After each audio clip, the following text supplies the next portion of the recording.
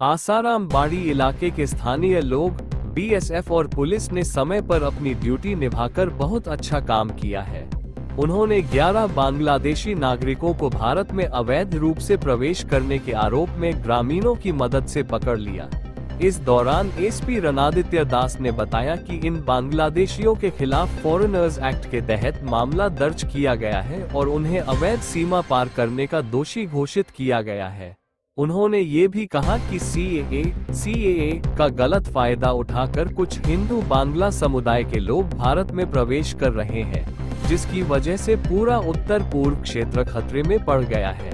उन्होंने ये भी चिंता जताई कि कितने बांग्लादेशी गुप्त रूप से भारत में प्रवेश कर चुके हैं, इसका सही आंकड़ा लगाना मुश्किल है।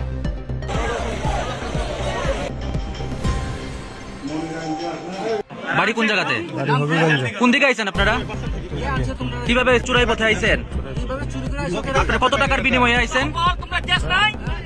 2000 টাকা করে দিয়েছে। আপনার নাম কি? হ্যাঁ, সুজিত দাস। কি কারণে আইছেন ইন্ডিয়াতে?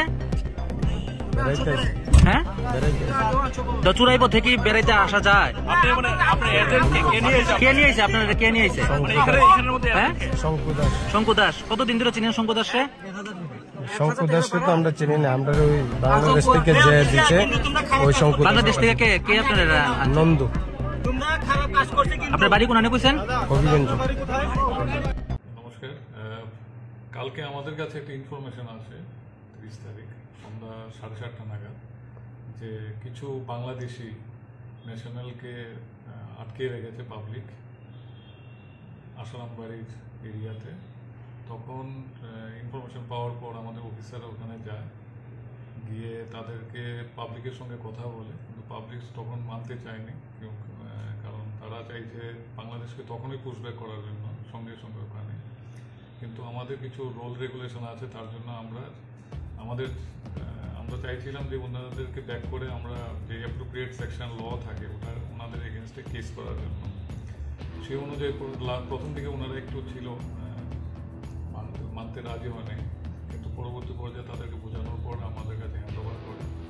মোট 13 জন ছিল, এর মধ্যে 3 জন টাউট ছিল, আর 6 জন ছিল বাংলাদেশি, আর 4 জন ইন্ডিয়ান। কিন্তু ইন্ডিয়ান যারা আছে বলছে ইন্ডিয়ান, তাদের ভেরিফিকেশন চলছে কনসার্ন থানার সঙ্গে। কচুচড়া যাদের বাড়ি বলছে, কচুচড়া থানার সঙ্গে আমাদের কন্ট্যাক্ট হচ্ছে, ভেরিফিকেশন করা হচ্ছে, আর তাদের এগেনস্টে আমরা এপ্রোপ্রিয়েট সেকশন নিচ্ছি। তো 3 জন, একজনের মধ্যে শিলচরও আছে। তো আমরা চাইছি এই টাউট যারা থাকে, যারা বাংলাদেশ থেকে আনে, তাদের উপর আমরা কড়া পদক্ষেপ নেব, তার জন্য আমরা কেস করছি।